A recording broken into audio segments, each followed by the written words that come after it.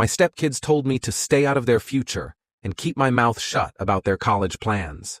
So I stayed out of their tuition too. 2 weeks later, their college counselor called their mother in a full panic. And suddenly, I was the villain they needed. Hello Reddit I plus here. My name's Greg Lawson. I'm 47, a project manager in the construction industry, and for most of my adult life, I believed family was built on effort. You work hard, you show up, and you earn respect one day at a time. 7 years ago, I married Sandra. She had 2 kids from her first marriage, Evan, who was 13 at the time, and Mia, who was 11. Their biological father disappeared when they were still in elementary school. No calls, no birthday cards, nothing. I didn't try to step into that man's shoes. I just wanted to be the guy who kept his word. When I showed up to Evan's middle school games, I was the only man cheering from the bleachers. When Mia wanted to learn piano, I built her a small studio corner in our spare room. Over the years, the kids started calling me G. It wasn't Dad, but it was ours, and for a long time I thought it meant something. Things shifted when Evan hit senior year. He was smart, too smart for his own good sometimes, and he'd gotten into a private college in Chicago. Tuition alone was more than some people's yearly income I'd been saving for years, contributing more to the kids' education funds than Sandra could manage on her salary as a school administrator. It wasn't charity. I loved those kids. I wanted them to have choices I never had. But as college decisions loomed, I started to notice something off. They'd talk about future plans without including me. Sandra and the kids would whisper in the kitchen about next steps, and when I'd walk in, the conversation would stop. At first, I brushed it off. Teenagers. Independence. Normal. But the distance kept growing. One Sunday evening, we sat at the dining table to go over the college budget. I had spreadsheets printed, tuition breakdowns, scholarship timelines, typical Greg stuff. Evan leaned back in his chair, arms crossed. Look, I don't really need all this, he said. I've got it figured out. I raised an eyebrow. You've got it figured out? Evan, these are big numbers. You'll need to budget for rent, food, books. He cut me off. It's my life, Greg. I'll handle it. Sandra gave me that tired mom look. Maybe we should let him take some responsibility. He's an adult now. Mia, ever the echo, jumped in. Yeah, Greg, you don't have to have an opinion about everything. It was said so casually, like she was joking. But the tone, the smugness behind it, hit harder than I expected. I smiled, but it didn't reach my eyes. All right, I said, if that's what you want. Evan nodded. Good. I gathered my papers, walked upstairs, and didn't say another word the rest of the night. 2 weeks later, Evan texted, Hey, can you transfer the first semester's payment today? The college needs it before the end of the week. I stared at the message. My thumb hovered over the screen for a long moment before I locked the phone and put it face down. Then Mia emailed me about a financial aid meeting with her counselor next week. She expected me to come. I replied simply, You've made it clear you don't need my input. I won't be attending. That silence that followed, it was loud. By Friday, Sandra cornered me in the kitchen. Greg, what's going on with the kids? Evan said you're refusing to pay his tuition. I rinsed my coffee mug, calm as stone. I'm not refusing. I'm just respecting his wishes. He doesn't want my opinions involved in his college plans. So my money won't be either. Her mouth opened and closed, like she was trying to find the right words. That's not fair. Fair? I turned to face her. What's not fair is giving everything I have and being told to stay out of it. You can't separate guidance from support. They come from the same place. She sighed, but she didn't argue. Maybe because she knew I was right. A week later, I came home to find Sandra pacing the living room, phone pressed to her ear. Yes, of course I understand, she said nervously. He's just having a hard time. She hung up and looked at me like she'd swallowed poison. That was the college counselor, she said. They called me first. Evan's payment didn't go through. They said you haven't made the transfer. I raised an eyebrow. I didn't realize I was on their payroll. Her face flushed. Greg, please. Don't make this harder than it has to be. I'm not making it hard, I'm being consistent. They wanted me quiet. I'm staying quiet. That's when she said something that would replay in my head for months. You're acting out of spite. I laughed once, cold and humorless. Spite? No, Sandra. I'm just done paying for disrespect. Weeks passed. The house felt colder. Emotionally, not physically. Evan stopped speaking to me entirely. Mia only muttered one-word answers. I focused on work, spent evenings at the gym, and tried to remind myself I wasn't the villain here. Then, one Thursday night, I came home late. On the dining table were a pile of papers. College bills, financial aid letters, and, oddly, credit card statements. I frowned. I only had one personal card, But these statements had my name on them with charges I didn't recognize. University enrollment services, housing deposit, student portal fee. My stomach dropped.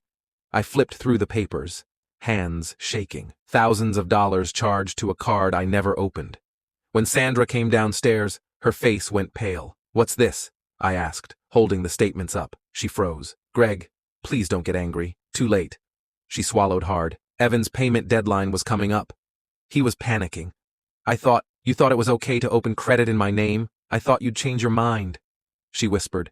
"We were going to pay it back once his scholarships cleared." My voice dropped, quiet and sharp. "You stole from me." She started crying, but it wasn't guilt. It was fear. "I just wanted to help my kids, and I wanted to help them too," I snapped, until they made it clear they didn't want me. That night, I froze every account, contacted my bank, and filed a fraud report. Evan lost his enrollment because the fraudulent payment was reversed. Mia's application for financial aid was flagged for irregularities after she listed me as a guarantor without permission. Sandra begged me not to go to the police. "Please," she sobbed. "It'll ruin their futures." I looked at her for a long time. They ruined it themselves. I packed a suitcase and moved into a small apartment downtown the next morning. A week later, I filed for separation. About a month later, I got a message from Mia. "We didn't mean for it to get this bad. We thought you'd come around. Now Mom's losing the house, and Evan might have to drop out. Please, Greg, help us fix this." For a moment, I almost felt pity. Almost. I typed back, "You told me to keep my opinions to myself. I'm doing exactly that." Then I hit send and blocked her. Through a mutual friend, I later found out Evan was working part-time at a warehouse to pay off the credit card mess. Mia had deferred her college admission and moved in with her grandparents. Sandra sold the house and moved into a small rental near the school district she worked in. For a while, I felt empty. Not triumphant, just tired. I'd spent years pouring myself into a family that crumbled. The second money was off the table. But then, something unexpected happened. I started sleeping better. I went fishing again. I reconnected with my brother, whom I hadn't seen in years. My life got smaller, but quieter, and for the first time in a long while, I could breathe. 6 months later, I got an email from the college counselor, the same woman who had called Sandra first. She wrote, "Mr. Lawson, I hope you're doing well. I wanted to reach out about something Mia told me during her exit interview. I thought you should know." Apparently, it wasn't Evan who had suggested using my name for the credit card or loan applications. It was Sandra. She'd told them both that I'd come around eventually, that it wasn't really fraud if we were a family. She manipulated her own kids into breaking the law, convincing them it was for their future. The counselor ended her message with, "You did the right thing. I'm sorry you had to find out this way." I stared at that email for a long time. I thought about the years I spent driving Evan to soccer games, the nights I stayed up editing Mia's essays, the birthdays, the dinners, the effort, all of it. And I realized something painfully simple. I hadn't lost a family. I'd just stopped financing an illusion. It's been a year now. I finalized the divorce quietly. No shouting, no revenge, no spectacle. Just signatures and silence. Sometimes I still see Sandra's car parked outside my old neighborhood. Maybe she drives past out of guilt, maybe habit. Evan and Mia never reached out again after that last message. Do I miss them? In a way. But not the versions they became. Because respect can't be bought. And when they told me to keep my opinions to myself, they thought they were cutting off my authority. What they really cut off was their lifeline. Life after the divorce wasn't glamorous, but it was stable. I traded the big, echoing house for a modest 2-bedroom apartment overlooking a small lake. I bought a used fishing boat that never once got stolen, dented, or mysteriously borrowed without asking. Something I couldn't say about the old family SUV. For the first time in over a decade, my life was mine. No college bills sliding under my door. No slammed doors followed by, "You don't understand anything." No arguments with Sandra disguised as family discussions. I spent my evenings reading, fishing, or having a beer with my coworker, Luis, a guy who didn't need anything from me except someone to laugh with when the world got ridiculous. But peace has a way of making the past knock louder when it finally decides to return. After 2 years of silence, the knock didn't come from my ex-wife. It came from the quieter of the 2 kids. The one who'd always played peacekeeper. The one who'd echoed her brother too often, too blindly, Mia. It started with an email. Subject line, "I don't expect forgiveness, but I need to tell you something." I stared at it for a solid minute before opening it. Inside was a wall of text. Shaky, hesitant, and messy. A confession, in digital form. She talked about how things had spiraled after I left, about how the house felt like it deflated, like the walls themselves knew something vital had been cut from the foundation, about how Evan resented Sandra for ruining everything and resented me for not rescuing them. Then came the detail that made my jaw tighten. Mom finally admitted she pressured us. She told Evan to use your name. She told me to sign the guarantor line. She promised you'd come around like you always do. She told us we weren't doing anything wrong because families share everything. Families share everything. Funny how that generosity only went one direction. Mia wrote about guilt, about the counselor confrontation, about watching Sandra unravel under the weight of what she'd caused, and then one line that hit unexpectedly hard. I used to think you left us.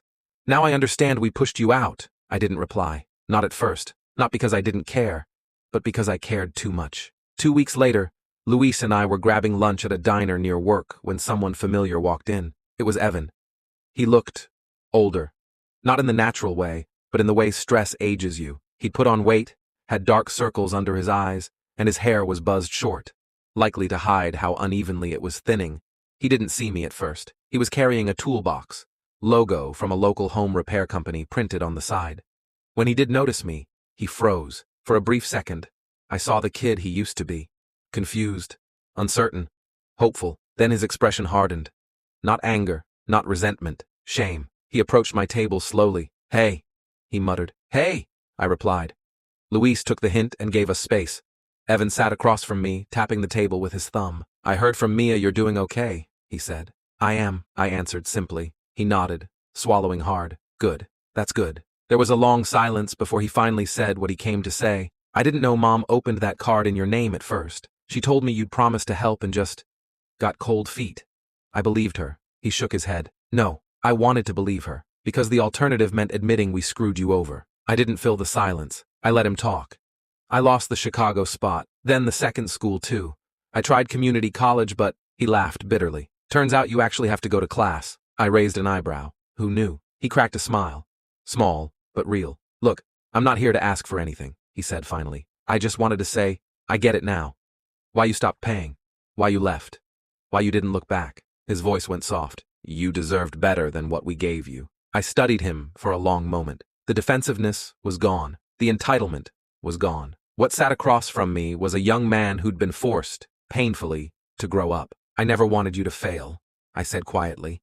"I just wanted you to respect the person trying to help you." He nodded. "I know. Too late. But I know." He stood up, rubbing the back of his neck. "I'm working full-time now, saving up. I'm thinking about trade school. Something real. Something I can build with my own hands instead of expecting someone else to build my future for me." "That's good," I said. "Maybe someday," he added slowly, "we can talk again. Not about college, not about money, just talk." The sincerity in his voice caught me off guard. "We'll see," I said. Not promising, not shutting him down. He gave me a grateful nod and walked out. And for the first time in years I felt something toward him that wasn't anger, I felt hope. Sandra's last message. I thought the kids were the only ones who might resurface. I was wrong. One evening, I received a short text from a number I didn't recognize. "I know I'm the last person you want to hear from, but thank you for caring about my children when I failed them. S." That was it. No excuses.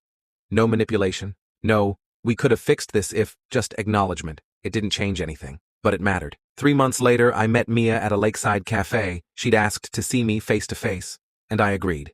She was different, quieter, more grounded. She'd gotten into a university near her grandparents and was paying for it through grants and part-time work. Over iced tea, she said, "I used to think love meant always saying yes. Mom taught us that. But you taught us that love also means correcting people you care about. We just didn't want to hear it." She looked down at her hands. "I'm sorry, Greg. For the names we called you, for the attitude, for the disrespect, for everything." This time I didn't hesitate. "I forgive you," I said. Not because she earned it, not because she expected it, but because I needed it. Her shoulders loosened, and she let out a breath that sounded like she'd been holding it for 2 years. "Do you think," she asked softly, "we could start over? Not as a new family, just as people who care about each other? A second chance. Not to rewrite the past, but to build something better in the future." "I'd like that," I said. She smiled, a real one, warm and familiar. I didn't return to Sandra. That bridge had burned beyond recognition. But I did reconnect with the kids, slowly, cautiously, intentionally. Not as a father figure, not as a wallet, not as a backup plan, just as Greg, a steady presence.